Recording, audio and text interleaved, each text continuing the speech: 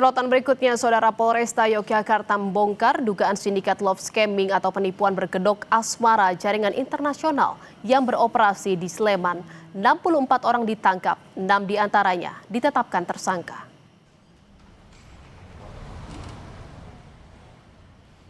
Praktik penipuan ini terbongkar setelah aparat reserse dan kriminal Polresta Yogyakarta menggerebek sebuah kantor di Jalan Gito Gati, Sleman.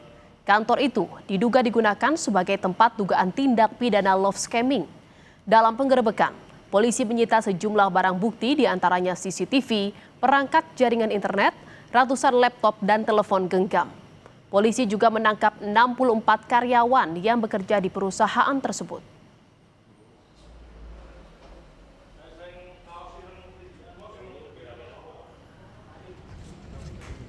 6 orang yang ditetapkan tersangka merupakan pemilik perusahaan beserta karyawan yang bertugas di bidang HRD hasil penyelidikan polisi. Para tersangka memanfaatkan karyawan yang direkrut sebagai admin aplikasi kencan daring untuk memikat pelanggan agar membeli konten pornografi yang telah dibeli dari perusahaan rekanan asal Tiongkok. Para tersangka dijerat pasal pidana Undang-Undang Pornografi dengan ancaman hukuman paling lama 12 tahun penjara.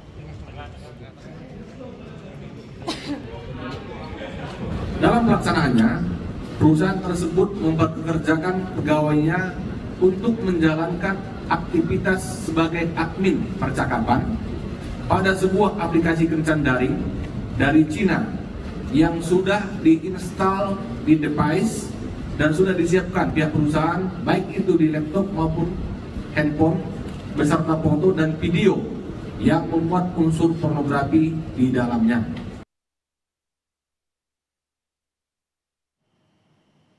Dan saudara, informasi selengkapnya terkait pengungkapan sindikat love scamming atau penipuan berkedok asmara jaringan internasional di Sleman, Yogyakarta. Kita akan tanyakan langsung dengan jurnalis Kompas TV, ada Michael Aryawan di sana. Selamat malam Mika, dari 6 tersangka apa saja perannya dan bagaimana pengembangan kasusnya sejauh ini?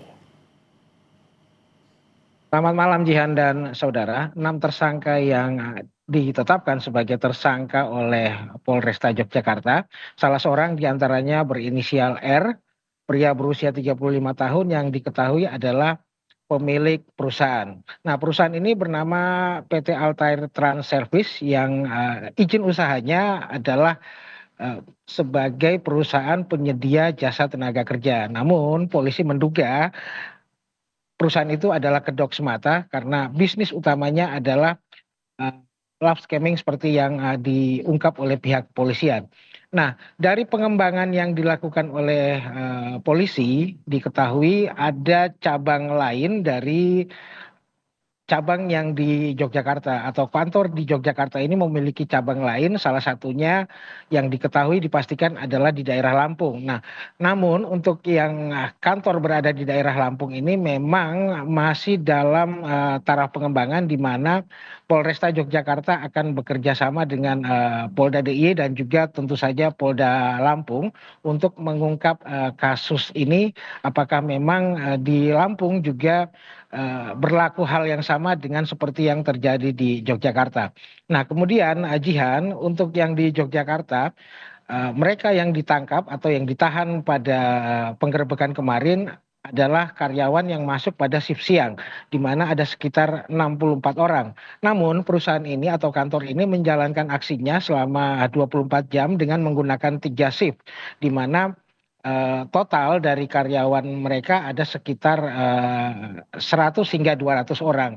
Namun memang mereka yang berstatus karyawan ini masih ditetapkan sebagai saksi dan belum dikembangkan lagi menjadi tersangka. Karena memang tersangka utama dari kasus love scamming ini adalah 6 orang tadi yang sudah diungkapkan di awal.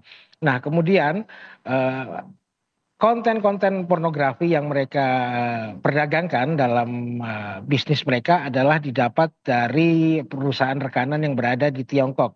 Nah, dalam menjalankan aksinya mereka menggunakan aplikasi yang juga ternyata adalah hasil cloningan dari perusahaan tersebut di Tiongkok. Nah, kasus ini tentu saja masih akan dikembangkan bersama pihak Interpol. Demikian pengakuan dari pihak Polresta Yogyakarta ketika menggelar konvers pada pada Rabu siang tadi. Jihan. Ya, lalu dari operandi yang telah dilakukan oleh perusahaan ini, kira-kira berapa uang yang dihasilkan dari hasil kejahatan ini, Mika?